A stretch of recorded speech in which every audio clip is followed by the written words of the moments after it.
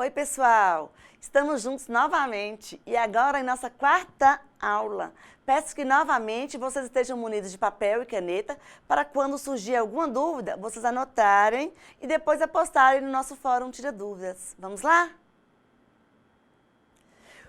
O nosso tema de hoje é medidas e esse é um conteúdo imprescindível para o curso de vocês. Iniciamos com medidas de comprimento. De acordo com o SI, que é o Sistema Internacional de Medidas, o metro é considerado a principal unidade de comprimento, seguido de seus múltiplos e submúltiplos. Os múltiplos do metro são quilômetro, hectômetro, decâmetro e os submúltiplos decímetro, centímetro e milímetro. Com o objetivo de facilitar o intercâmbio científico, no ano de 1960, na 11ª Conferência Geral de Pesos e Medidas, em Paris, adotou-se o Sistema Internacional de Unidades, o SI, que tem a finalidade de padronizar as unidades utilizadas. O SI foi construído a partir de 7 unidades básicas, das quais derivam as outras. A medida de uma grandeza é a comparação dela com a unidade padrão pré-estabelecida. Atualmente, 2 sistemas principais, o inglês, utilizado nos Estados Unidos, e o métrico, que estão presentes no uso diário. No entanto, para os fins técnicos científicos, o sistema inglês quase totalmente foi substituído. Observe o quadro. Para a grandeza comprimento, nós temos a unidade fundamental metro, que temos o símbolo M. Para a grandeza massa, a unidade fundamental é o quilograma e o símbolo kg. Para a unidade tempo, temos o segundo e o símbolo S. A grandeza corrente elétrica, a unidade fundamental é o ampere e o símbolo é um A maiúsculo. Para a grandeza temperatura, a unidade fundamental é o Kelvin e o símbolo K maiúsculo. Para a grandeza intensidade luminosa, temos a candela, símbolo CD minúsculo. E para a grandeza quantidade de matéria, nós temos a unidade fundamental mole e o símbolo mol, muito utilizado em química. A origem do metro ocorreu em 1791, quando a Academia de Ciências de Paris o definiu como sendo uma unidade padrão de comprimento. No ano de 1983, a Conferência Geral de Pesos e Medidas estabeleceu a definição atual do metro, como sendo a distância percorrida pela luz no vácuo durante um intervalo de tempo de 1 segundo. Essa citação é encontrada em Veiga, no ano de 2007. Temos aqui a unidade padrão metro com os seus múltiplos e seus submúltiplos. Os múltiplos são quilômetro, símbolo km, e equivale a 1000 metros. Hectômetro, símbolo hm, e o valor de 100 metros. Nós temos quem mais? O decâmetro, DAM, com o valor de 10 metros. A nossa unidade padrão é o metro, símbolo M, e equivale a 1 metro. O decímetro é um submúltiplo, dm, e o valor 0,1 do metro. O outro centímetro, que é muito conhecido, cm, 0,01 do metro. E o milímetro, que é o último submúltiplo, mm, 0,001 do metro.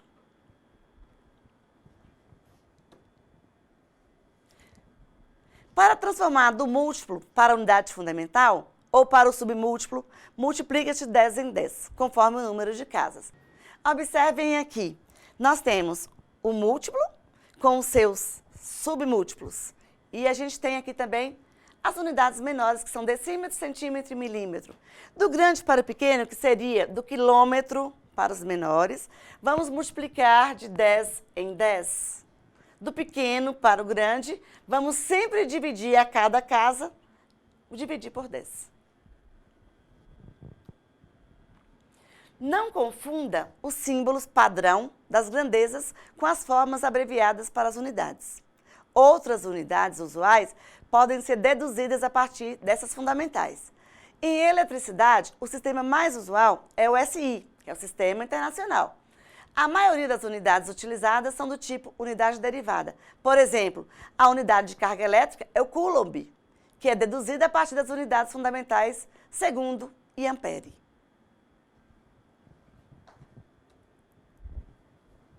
Essas unidades são muito utilizadas na parte elétrica. Observe esse quadro. O prefixo hexa possui o símbolo E maiúsculo. Escreve-se por extenso 1 quintilhão e é representado por 10 elevado a 18. O prefixo peta possui o símbolo Q, P maiúsculo. Escreve-se por extenso quadrilhão, sendo representado por 10 elevado a 15. O prefixo tera possui o símbolo T. Escreve-se por extenso trilhão, sendo representado por 10 elevado a 12. O prefixo giga possui o símbolo G maiúsculo. Escreve-se por extenso bilhão, sendo representado por 10 elevado a 9. Já o prefixo mega possui o símbolo M maiúsculo.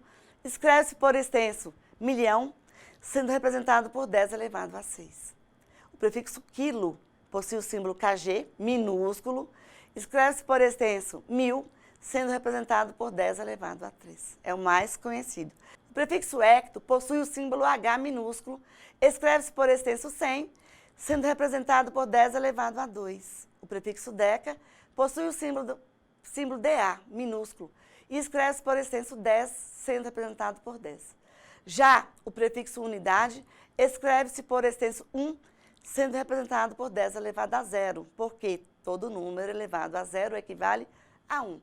O prefixo dec possui o símbolo D minúsculo, escreve-se por extenso décimo e é representado por 10 elevado a menos 1.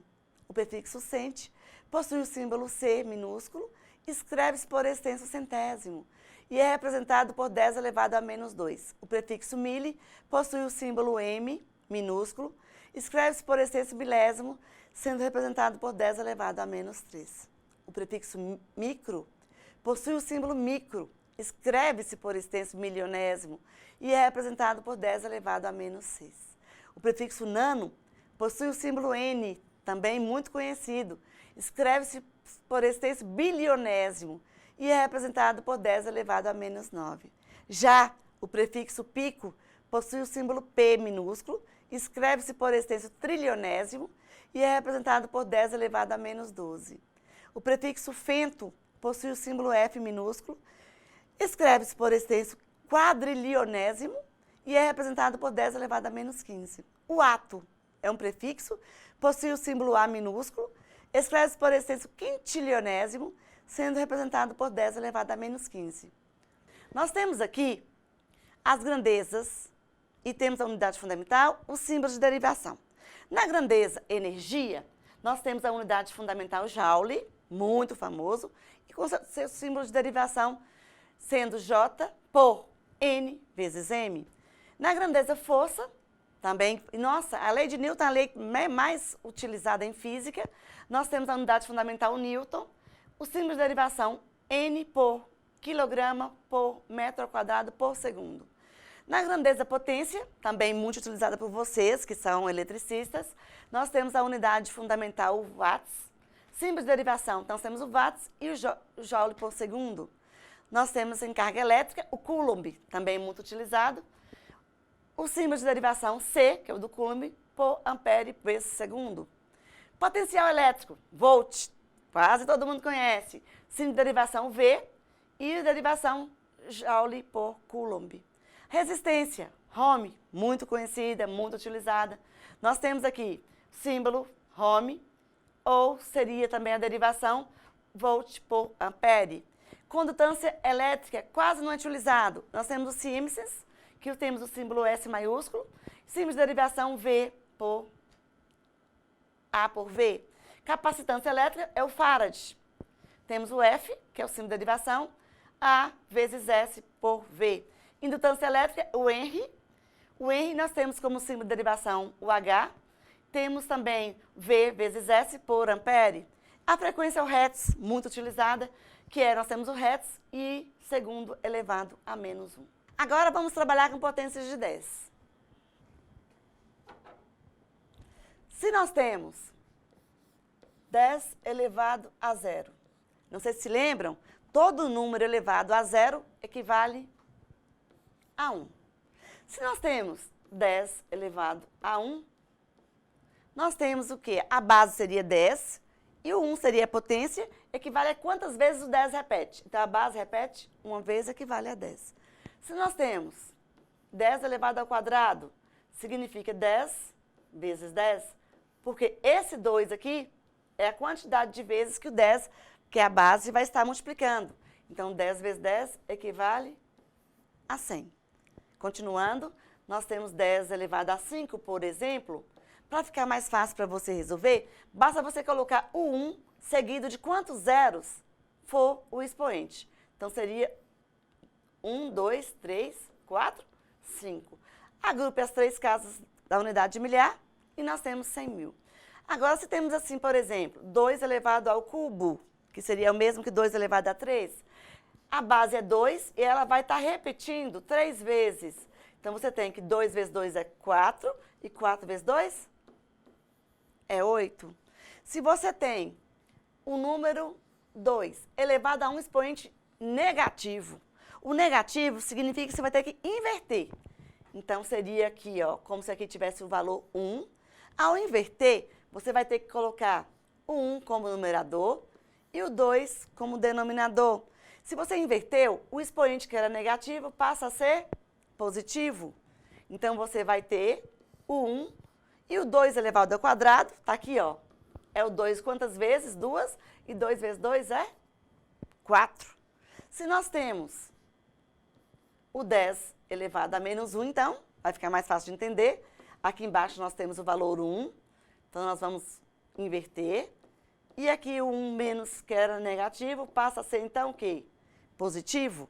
Então, teremos que é igual a 1 sobre 10, que seria a mesma coisa que 0,1.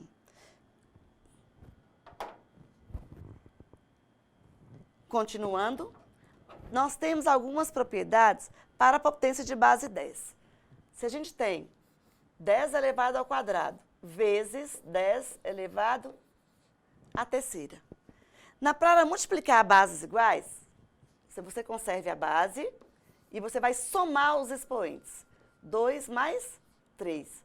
E 2 mais 3 equivale a quanto? Equivale a 5.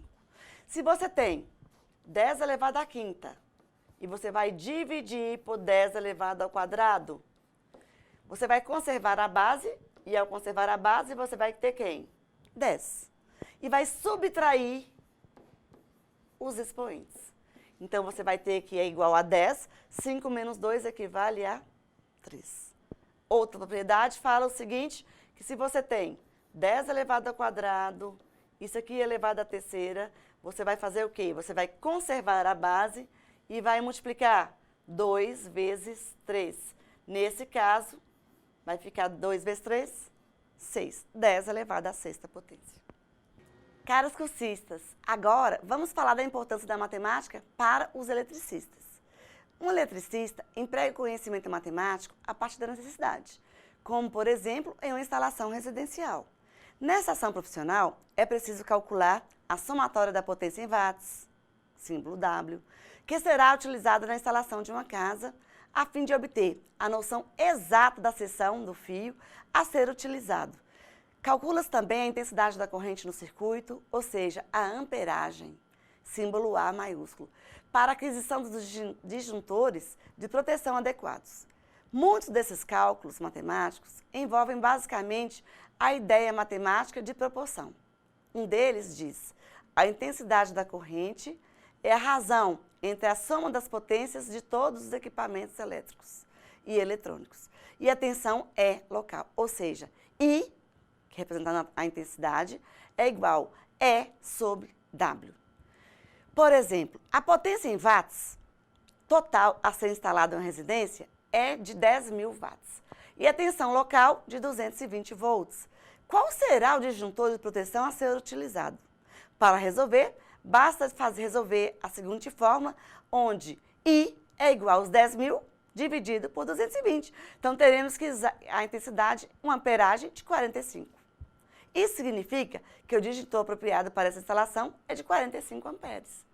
É possível, ainda, calcular a potência, a resistência, a tensão em outros casos.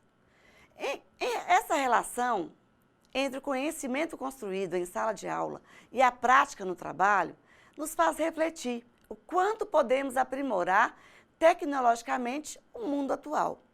Na escola, fortalecemos nossos conteúdos cientificamente comprovados, possibilitando a formação de uma nova visão de mundo ao interrelacionarmos com situações concretas. Seria o quê?